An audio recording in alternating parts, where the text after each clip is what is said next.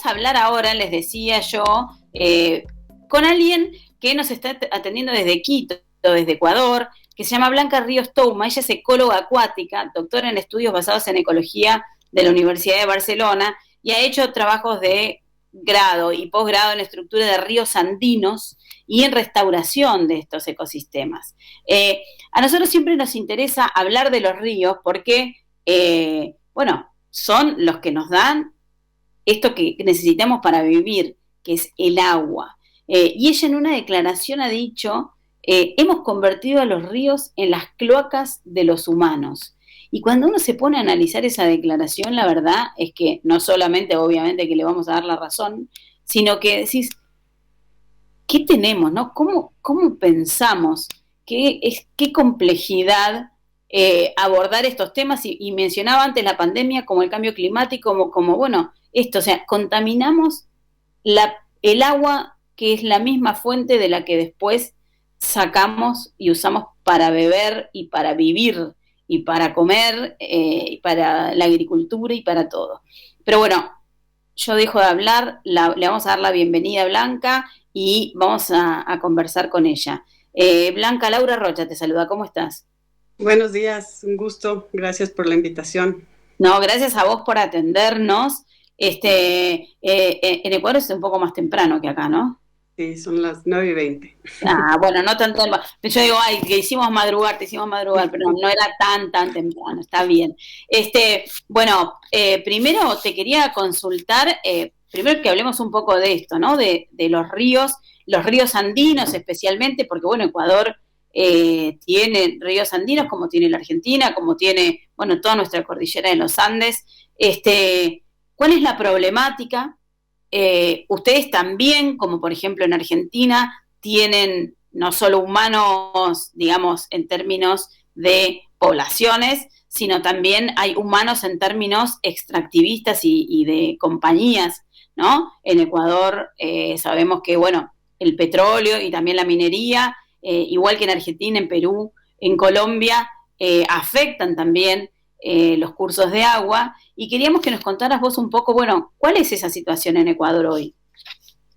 Bueno, nosotros somos un país extremadamente rico en biodiversidad porque estamos justo en los Andes tropicales, ¿no es cierto? Que es la parte norte de los Andes y el Ecuador justo se ubica en una parte donde se juntan dos puntos calientes de biodiversidad, que son los Andes tropicales y el Chocó Darién. Entonces, es una explosión de biodiversidad que abarca también a los ríos. Son en general tierras muy productivas, tenemos mucha agua, ¿no es cierto? Entonces, tenemos ciudades, tenemos explotaciones agrícolas y ahora viene una complejidad extra porque es la entrada de la minería, muchas veces en las nacientes de los ríos, con el hecho de que la minería en ningún lado del mundo ha logrado controlar sus desechos y desastres ambientales relacionados a la minería han ocurrido en todo el mundo y bueno, pues aquí se compromete el agua de muchas personas, pero también el agua de la que dependen muchísimas especies que albergan estos ecosistemas tropicales y hay fuertes conflictos entre las personas que se dedican a la agricultura, al turismo y la minería. Esto está agravado porque con la crisis del COVID hay mucho desempleo, entonces llega la minería, por ejemplo, a ofrecer trabajos y se generan conflictos sociales a favor, en contra de la minería y hay momentos en que queda de lado el hecho de que se comprometen nuestros recursos hídricos y con eso salud, biodiversidad y usos tradicionales del agua para agricultura, ganadería, producción de comida.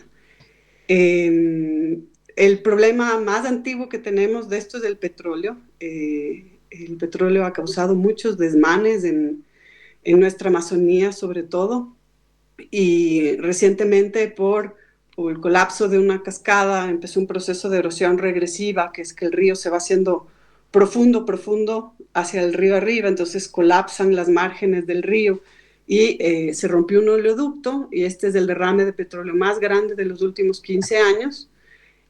Coincide con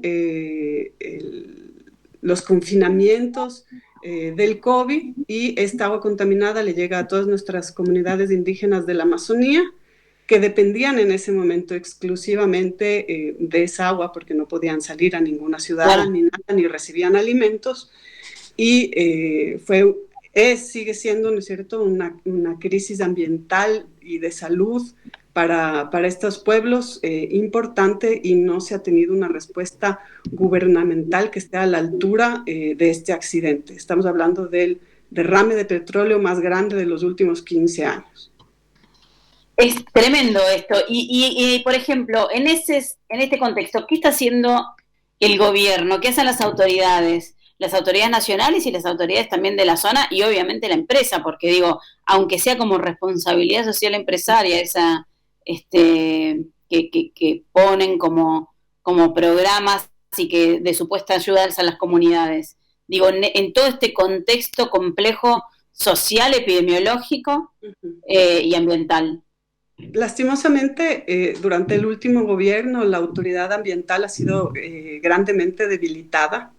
Entonces, la compañía que es responsable del oleoducto, digamos, no es un accidente provocado, es un accidente que se provoca por este colapso de la cascada. De todas formas, las actuaciones fueron lentas de parte de ellos. Se hizo unas pequeñas campaña de como retribución, pero que eran canastas alimenticias que no dan para suplir todo el daño que se provocó. Como te digo, como una autoridad ambiental débil, no hay un seguimiento de las actividades de remediación, ni los efectos a mediano y largo plazo que ha tenido este derrame.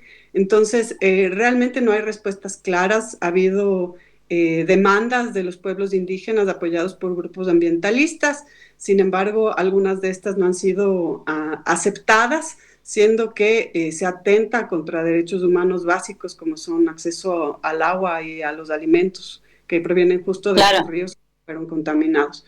Entonces, realmente, desde mi punto de vista, no se ha tratado la situación de una forma coherente y responsable, y de hecho han sido más otras organizaciones que no estaban relacionadas, digamos, al accidente, que han ido a apoyar a las comunidades. Sin embargo, el abandono que tienen muchos de los pueblos indígenas y comunidades rurales ha sido histórico en Ecuador, y no se han atendido verdaderamente los problemas que genera todo el extractivismo y el deterioro ambiental que se ha provocado en los territorios de estos pueblos.